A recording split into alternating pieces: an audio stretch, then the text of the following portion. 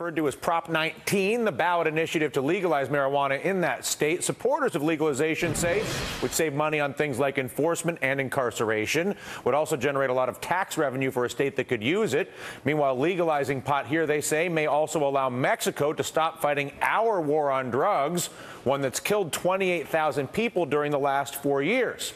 Bear in mind, marijuana, Mexico's biggest agricultural export, accounting for 60% of the profits for those cartels. And our next guest, an advocate for Prop 19 and measures like it, Gary Johnson, the former governor of New Mexico and honorary chairman of the Our America Initiative. Nice to have you back with us. And you know what, Dylan, you said it all. You absolutely said it all.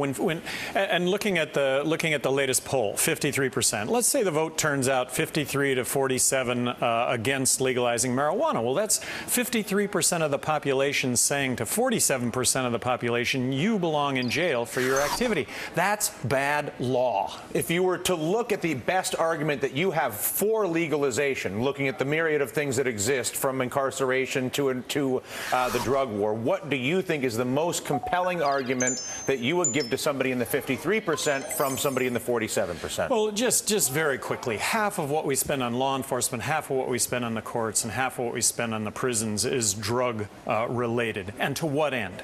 We're arresting 1.8 million people a year in this country on drug-related crime.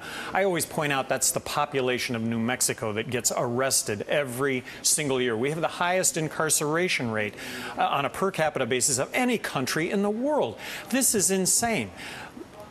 Legalize marijuana. Legalize marijuana. Control it, regulate it, tax it. It is never going to be legal to smoke pot, become impaired, get behind the wheel of a car. Never going to be legal to smoke pot, become impaired, do harm to others. Same as alcohol. I don't know why we can't connect the dots. Well, go ahead. Well, and you talked about border violence. Arguably, 75% of the border violence with Mexico is marijuana related. The cartels dealing in marijuana. We've had 28,000 deaths south of the border in the last 4 years.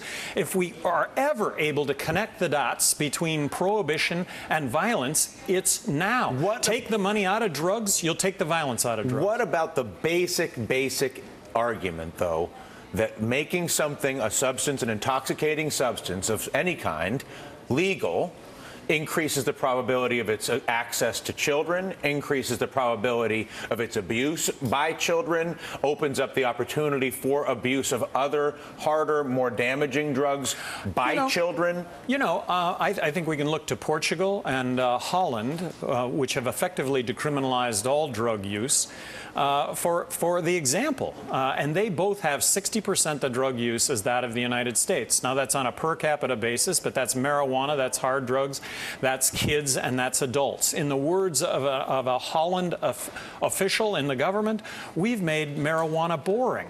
So you legalize marijuana. Now you have to, as a kid now, you have to provide an ID, so you're not going to be able to buy Just like marijuana. I was trying to buy beer. Well, and now you're not going to go to an individual who's selling marijuana and cocaine and heroin and methamphetamine.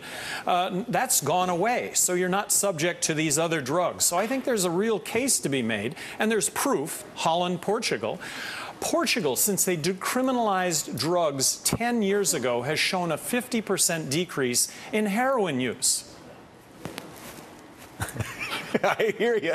What about, let's talk special interest in politics. There's an argument that, well, people say, well, why wouldn't they do this? And they say, well, hang on. The beverage companies and Anheuser-Busch and the alcohol makers are in there lobbying, saying you better not legalize marijuana because it will hurt beer demand. I don't see it. There's all the, do you buy that? No, I don't. I don't. And not that there haven't been contributions made by individual businesses, but I don't buy it as a whole at all. So as I wrap this, the primary barrier to legalization, as you see it? Politicians, period. In the entire universe, when you have 45% of the population supporting the legalization of marijuana, that's statistically nationwide, why isn't that amongst the universe of politicians, why aren't there 20% supporting this when, in fact, there are zero? It's just a total disconnect between reality and what's happening. It sounds like many things that we talk about on the show, actually. Gary, it's a pleasure. But never will you see the disconnect with public policy and drugs. Yeah. Nowhere does the disconnect so great. It's a pleasure. Thank you. Nice to see you. Gary Johnson, former New Mexico governor.